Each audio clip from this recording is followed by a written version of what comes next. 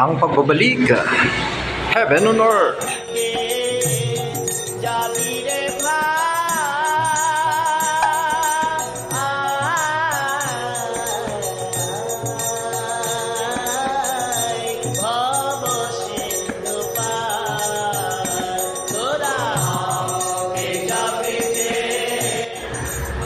Okay, Hare Krishna mga ka-homeless. So, andito ako ngayon sa Baguio City. Alright, dito sa Burnham. Ayan. Dito yung Burnham Lake. Dito banda. Ay, doon pala. Doon. Ito skating rink. Okay. So, part din to ng Burnham. Pero, ito yung tinatawag nating Badjaw Park. Tinawag ng mga punk na Badjaw Park. Badjawan kasi dati dito. Anyway. So, nag-duty lang saglit. Then mamayang hapon, bababa na kami ng LU. Alright, para sa ating DIY Harikata Festival. So DIY lang to. Ito yung pinaka-first na Harikata Festival for this year, 2024. And so magkakaroon pa ng, so hindi lang dito mag-e-end. Okay, so actually ito yung una pa lang. And plano ko na magtuloy-tuloy ito ngayong taon.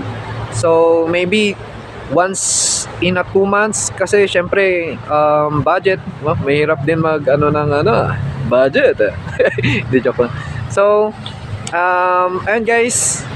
And after na itong program na ito, bukas Harikata Festival sa March 1 meron kaming celebration ng appearance din ni Srila Bhaktisiddhanta Saraswati Goswami Prabhupada. So sa mga gustong sumuporta at sa mga gustong maki-join sa gaganapin ito sa dagat. Okay, so beach program siya. Okay, so merong kirtan and also prasad syempre. So ngayon DIY lang to kasi hindi pa masyadong naplano ng maayos. Pero ang isang goal dito sa itong program na to, bukas, no? Harikata Festival is to gather the devotees from Baguio City, La Union, and to, para masimulan yung ganitong gatherings, no? So hopefully ngayong taon magtuloy-tuloy. And marami din akong since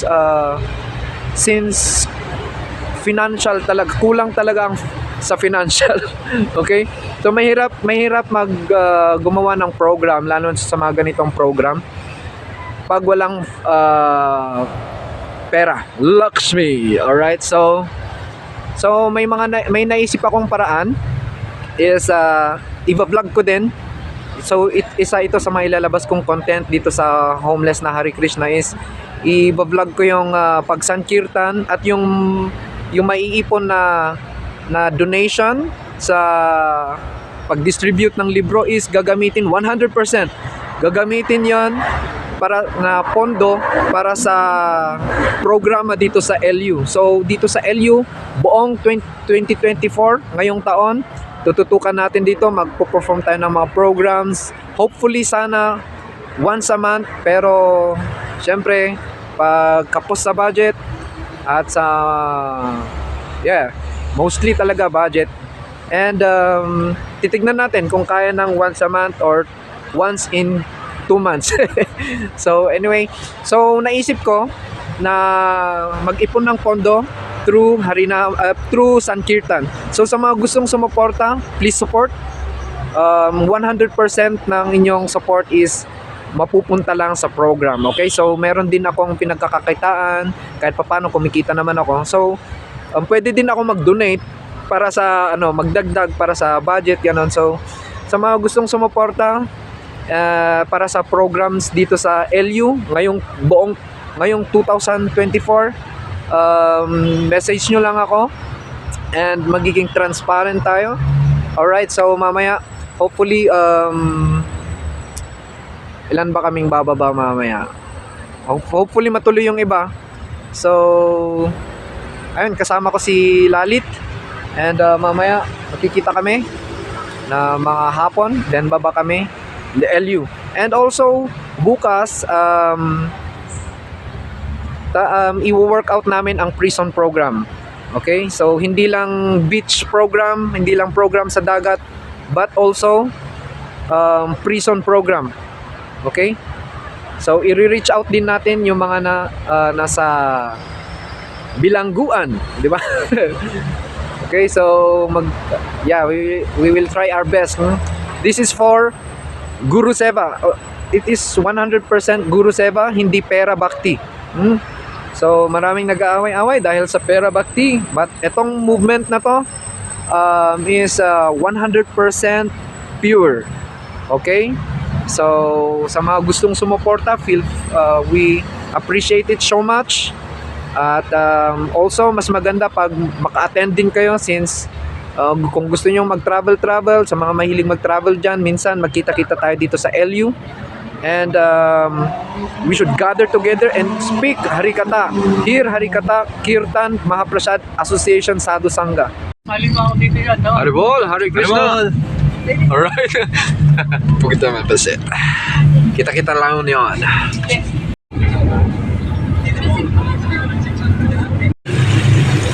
Hello guys, mga ka-homeless. So, andito na ako sa San Fernando City. Okay, so humiwalay na ako sa kanila kasi nasusuka na ako sa bus eh. Grabe. Kailangan kong Okay, San Fernando. So kita-kita na lang bukas ang mga devotees. Alright.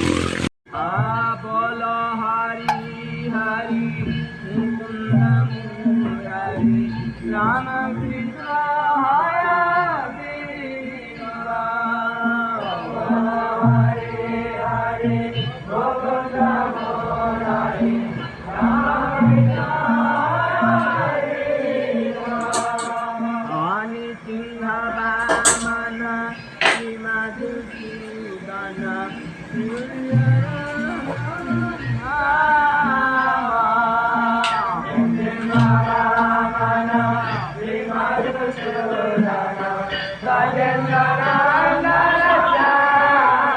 Hare Krishna. Okay, so 4:51 na ng umaga. So syempre, dahil ito ang ating first DIY Harikatha Festival. DIY lang. So at parang DIY gig lang 'yan, no? Parang so kailangan syempre simulan natin ng Mangala. Kasi Mangala means auspiciousness. So kailangan simulan natin itong araw na 'to ng Mangala. Alright? Mangala means like morning worship, no? So, ayun. Para maging auspicious ang araw na to.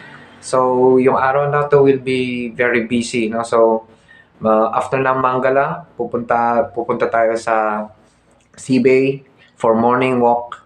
Then, up to siguro mga 7 or 8 a.m. magkikita-kita na yung kami ng mga ibang devotees. Okay, so and rest, and then mamayang alauna dadalaw kami sa ating God brother. Okay, so dadalaw kami dito sa may city jail. Okay, so ayun, and mag-ano tayo ng try natin kung malay mo arrange ni Krishna na magkaroon tayo ng prison program. And after ng prison program sa hapon, that is our Harikatha Festival. Okay? So simpleng simpleng beach program lang. Ganon. So Mangala muna tayo. Jai Shri Shri Guru Gauranga Gandhavika Giridhari Jai Shri Shri Radha Vinod Bihari Jai Jai Shri Shri Radha Govinda Ki Jai. Om Vishwapad Astu Tarasta Vidyalankar Sila Bhaktivedanta Madhav Goswami Maharaj Ki Jai. Om Vishwapad Astu Tarasta Sila Bhaktivedanta Sila Madhav Goswami Maharaj Ki Jai. Sangsara Davan Nalalidha Loka Pranaya Karunaganaganatan Praptasya Kalyana Gunanavasha Bandero Sucharanarabindam. Okay. So, andito ako ngayon sa 7-Eleven. Seabay. Hintayin natin ang ating mga troops for morning walk. Alright? Magdilim pa pala dito ng alas 6, oh. Ayan, oh. 5:52 kanina, eh. So, baka siguro, oh yeah. Mga alas 6 na. Oh, dilim pa, oh. Hindi pa kita yung dagat. So, kailangan pala ang morning walk talaga is mga 6:30, ganun. So, hindi ko rin sure kung ano, kasi, di ba, minsan, alas 6 pa lang, ano na, maliwanag na, medyo maliwanag na. Okay, so, habang hinihintay natin ang ating mga kasama, so, itong morning walk is hindi siya ordinary na, like morning walk na lalakad ka sa umaga, ganun, parang exercise, ganun. Yeah, well, meron din material benefit, no? Kasi maglalakad ka, exercise. But, itong morning walk na to is, this is Sadhu Marga Nugama na. So, mayroong 64 limbs of bhakti, no? And one of the 64 limbs of bhakti is Sadhu Marga Nugamana. Sadhu means pure devotees. Yung mga acharyas natin like Srila Bhaktivedanta Swami Maharaj, Srila Bhaktivedanta Srila Narayan Goswami Maharaj, no? Srila Bhaktisiddhanta Saraswati Goswami Prabhupada, and so on.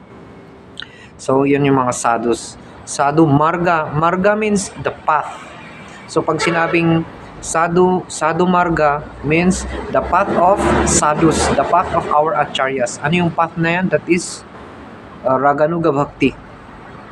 So, Sadhu Marga. Sadhu Marga means ito yung path ng spontaneous devotion to Krishna. Raganuga Bhakti. So, then Sadhu Marga Anuga. Anuga means to follow. So, itong morning walk is to follow the footsteps of the sadhus. Follow the path of the sadhus. No, pag merong merong tatlong important, very important na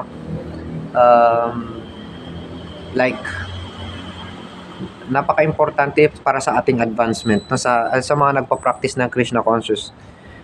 Bhakta pada duli aro, bhakti pada jal. Verse na yun, no? So, merong tatlong important na bagay sa mga devotees. That is, first is bhakta pada duli, the foot dust of the lotus, the dust of the lotus feet of sadhus. And second is yung remnants ng pure devotees, which is of two types, no? Harikata and yung kanyang remnants, prasad. And number 3 is yung water, na yung tubig na pinanghugas sa paa ng pure devotees. Okay, so yun yung tatlong bagay na napaka-importante sa path ng Krishna consciousness, in which we advance, in which we attain the goal of our goal, that is Prema Bhakti. So, yan yung yung sa isa sa mga sa tatlong bagay na yon, ang isa doon is ulit yun, the dust of the lotus feet of gurus. That means following the footsteps of our Gurudev, our acharyas, or the Shuddha Vaishnava, the pure devotees of Krishna. Okay, so that is anuga, following. So pag sinabing Sadhu Marga Anuga means following the footsteps of the sadhus, following the path of the sadhus, of the acharyas, of our Gurudev. Okay, so that is Sadhu Marga, ay Sadhu Marga Anu. And meron pang last word, mana, no? Sadhu Marga Nugamana. Pag sinabing mana means mind, internally. So pag sinabing Sadhu Marga Nugamana means remembering yung life and teachings of our sadhus, in which we follow their teachings, yung path ng kanilang path. Okay, So itong morning walk is not an ordinary activity na morning walk lang. Ano naman yung morning walk na yan? Di ba? So hindi to ordinary morning walk. This is Sadhu Marga Nugamana. So in every Harikata Festival na isasagawa dito sa LU, sa ngayon DIY muna, ganun talaga pagsimula. Then as we continue no na magkaroon ng programs dito and kailangan natin ng endeavors ganun, then in every festival kasama ang morning walk. Ayan mga Hare Krishna ka-homeless, kita nyo ba yan? Ramnam, diba? Ramnam means the holy name of Ram, Lord Ramchandra. Napaka-auspicious talaga din sa San Juan La Union. Ang ating tour guide. Aribol.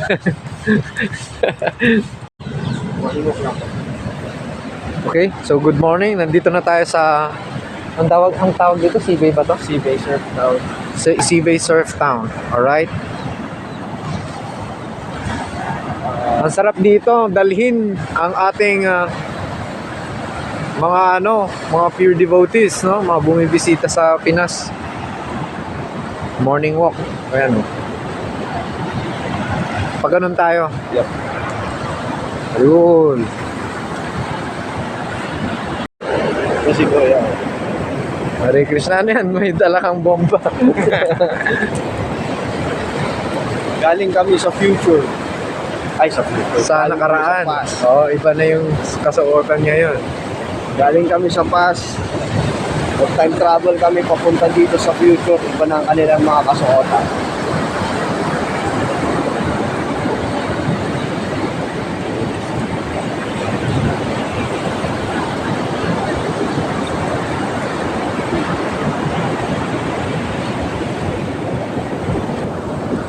Kaya ang sarap mag-morning walk dito sa dagat. Kasi meaningful to eh. According sa sa Vedic philosophy, at yung dagat na to sinisimbolo niya na that's the ocean of Ras. Familiar ka dun sa word na Ras? Ras means dito tayo? Ras means yung mellows, sweetness of like yung sweetness ni Krishna, ganon, sweetness of devotion, bhakti ras, the ocean of ras, mellows, and actually refers to spiritual world. Then itong buhangin is yung material world. Kaya merong ginamit na like parang analogy ba yun? Yeah. Tawag doon. Yung isda, pag kinuha mo yung isda, tapos linagay mo sa Buhangin. sa buhangin, di ba gumagano siya, nagsasuffer. Similarly, yung mga souls is nagsasuffer dito sa material existence. And they only makakaramdam lang sila ng totoong happiness pag nasa spiritual world sila. Parang ganun. So yun yung isang din netong morning walk na to dito sa dagat. Remembering. Sa naman, sa morning walk na to, for me, gumagana pa rin yun nagre-reflect sa sarili. Yung May reflection pa rin sa sarili. Nagre-reflect pa rin. personally sa ating Inner. So ito yung kumbaga magbe-break ka muna sa material world. Ito yung break. Oo. Kailangan mo Meditation, no? Kasi once na nagbabad ka doon sa material existence, mababaliw ka doon kasi every everyday na paulit-ulit yung cycle. Hindi mo na wala ka ng practice ng ng spiritual austerities. So kailangan mo mag-break, tapos punta ka dito, meditate. Chant the holy names of the Lord. Ano china-chant nyo pala sa ano? Name prayer? Oo. Subhanallah. Okay. Alhamdulillah. Magkakasundo kayo ng isang god brother ko, si Jai Krishna. Ayan, nandito na si ano Ano na pala pangalan mo? Amir Hassan. Sabi ganun Vincent lang kasi ang ano ko lagi kong naalala Allahu Akbar.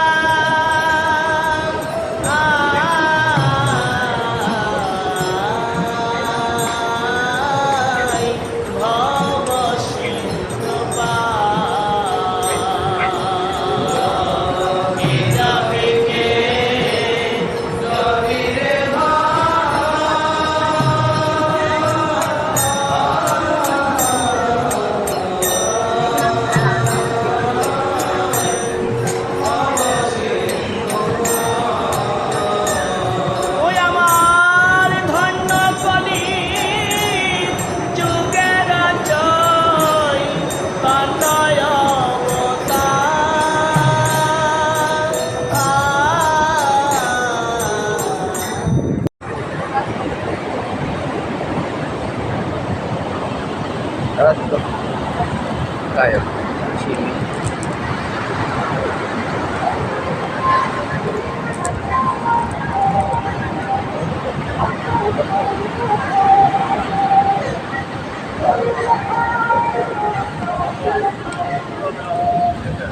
May daan dyan. Ay, wag na. Bali. So around 12. May warning ka pala din. Hindi na sila nagpapadaan, no?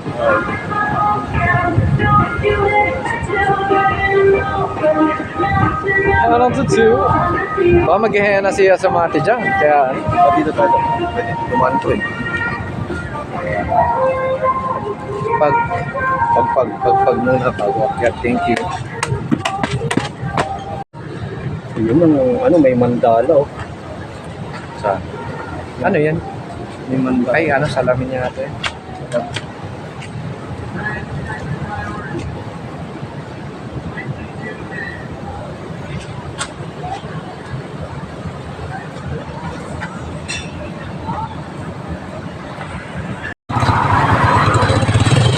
Services natin. Right. Haribol, naghahang ba? Haribol mga ka-homeless, so andito kami ngayon sa City Jail ng San Fernando. So may dadalawan namin ang aming God brother. Okay. So ayun yung City Jail dito sa part na to. Okay, so ayun, and titignan natin kung anong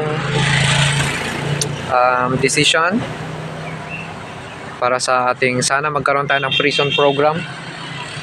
Alright, so meron akong magpapasa ako ng SEC ng registration copy ng GoDia, and tignan natin kung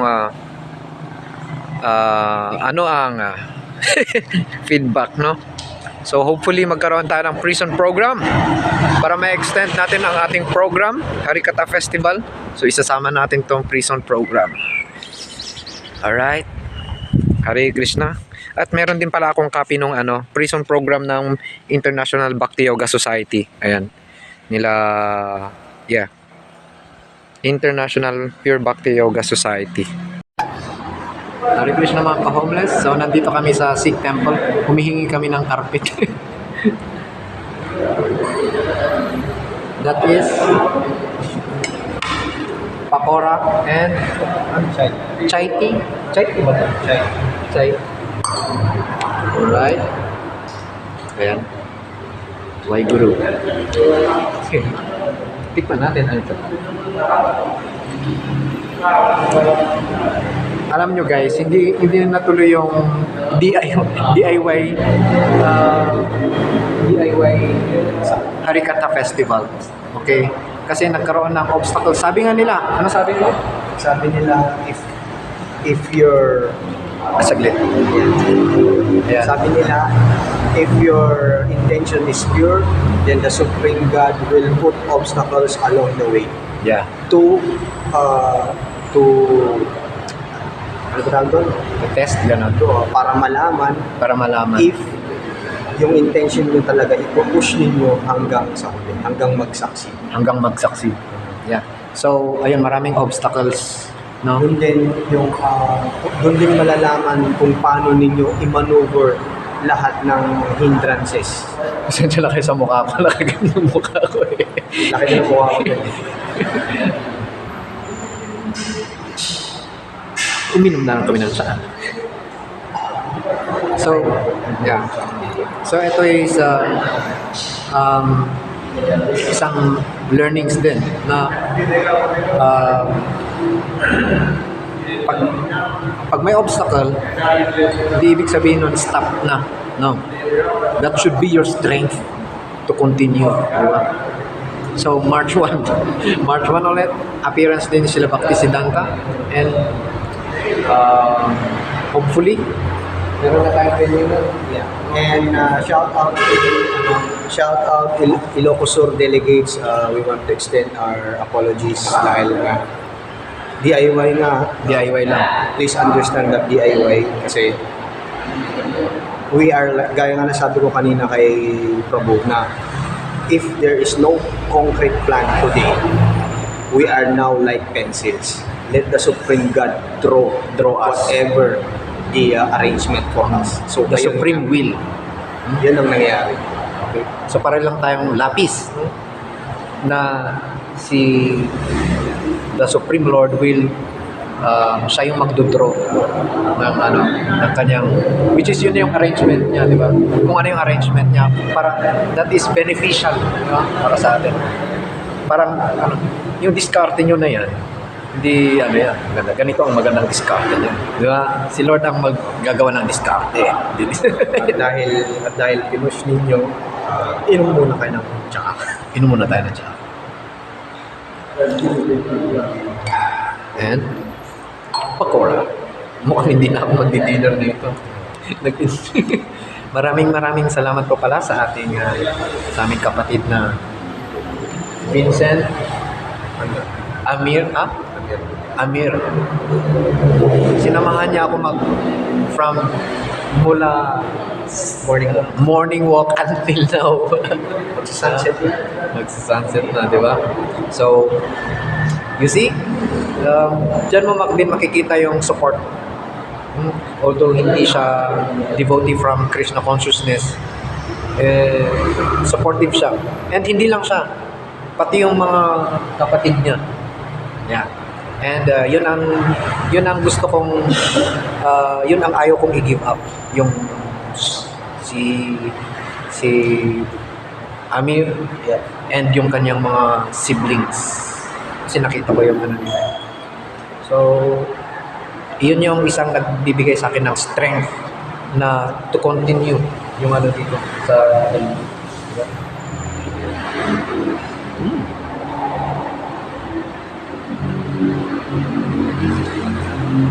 Very nice.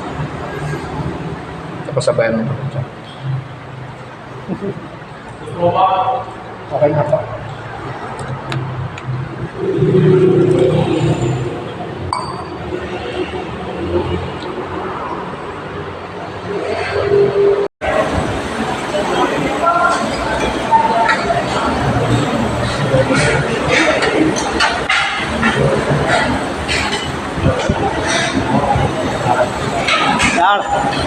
Gulay?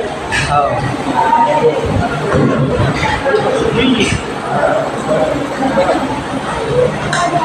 Hey, Small. small. Huwag ka naglakad, di lang.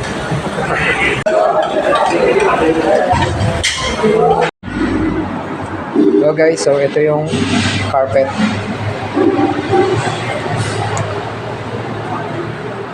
Anong masasabi mo? Shout out Sri Guru Nanak sa Fernando City. Maraming salamat sa pag-welcome niyo sa amin. Maraming salamat sa hospitality And maraming salamat sa food na in-offer niyo sa amin. The experience is very amazing. Yeah. So ito yung carpet na binigay. Malaking tulong to para sa ating programa. Alright? Ayan, meron na tayong magagamit pang program sa dagat. Carpet. Alright? Sponsored by Hare Krishna. So, pauwi na ako. Ayan, 7 p.m. na ng gabi. So, pauwi na ako ng QC. At ayun, meron akong dalang carpet. pwedeng gawin. Ay gamitin sa ating program sa mga park. Ganun. So, sa UP, pwede natin gawin to. Ganda ng carpet. So, yun guys. And yung about naman sa sa city jail. So nagbigay yung warden ng kanyang yung mga kailangan na requirements.